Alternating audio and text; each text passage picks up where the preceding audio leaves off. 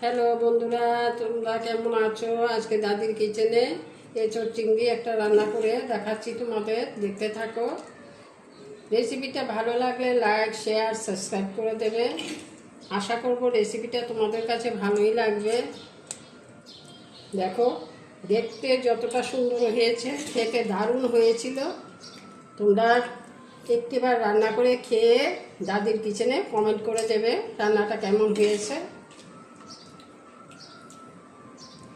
আলু আর এঁচোড়টা আমার ভাজা হয়ে গেছে, এখন নামিয়ে নিচ্ছি।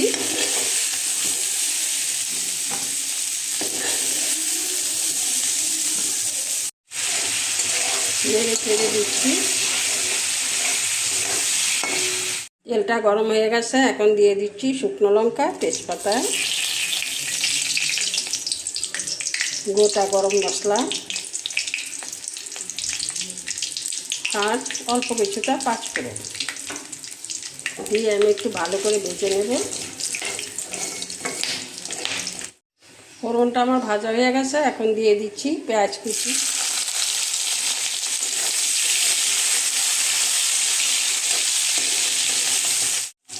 দিয়ে দিলাম পরিমাণ মতো নুন। নুনটা আমি একসাথেই দিয়ে দিলাম। পেঁয়াজগুলি আমার সোনালি কালার হয়ে গেছে,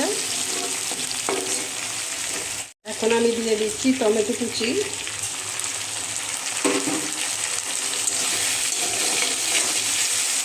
টমেটোটা আমার নরম হয়ে গেছে, এখন দিয়ে দেব আদা আর রসুন বাটা।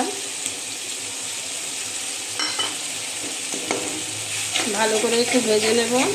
আদা আর রসুনের কাঁচা গন্ধটা চলে গেলেই আমি অন্য মশলা দিয়ে দেব।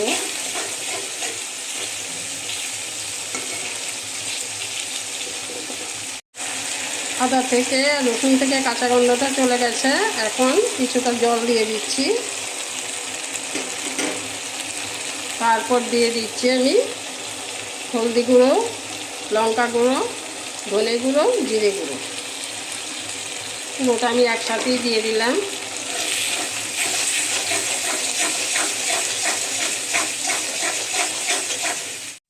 মশলাটা খুব ভালো করে আমার কষানো হয়ে গেল, তেল ছাড়তে শুরু করেছে।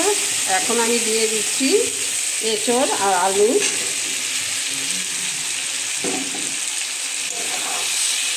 মশলার সাথে মাখিয়ে নেব।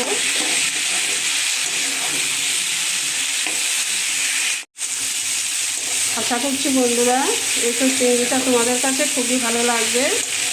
গরম ভাতে পরিবেশন করবে, রুটি, পরোটা সব কিছুর সাথে এটা খেতে পারবে, দারুণ লাগে খেতে। তোমরা একবার রান্না করে খেয়ে দেখো। চিংড়িটাও দিয়ে দিচ্ছি এটার সাথে।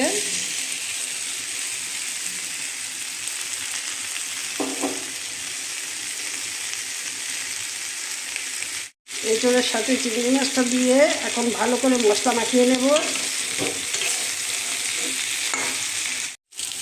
মশলাটা মাখানো হয়ে গেল, এখন আমি দিয়ে দিচ্ছি জল। ভালো করে ভেজে নিয়েছি। ঝোলের কালারটা দেখতে পাচ্ছ কতটা সুন্দর হয়েছে। তোমরা এইভাবে একটিবার রান্না করে খেয়ে দেখবে। যারা খেয়েছো, যারা খাওনি তারা আমার রান্নাটা একবার ফলো করে দেখে রান্না করে নেবে। এখন ঝোলটা ফুটতে দেব। দিয়ে দিচ্ছি পরিমাণ মতো গরম মশলা। আমার রান্নাটা আজকে এখানেই শেষ করছি। তোমরা ভালো থেকো, সুস্থ থেকো, এইভাবে একটিবার রান্না করে খেয়ে দেবে।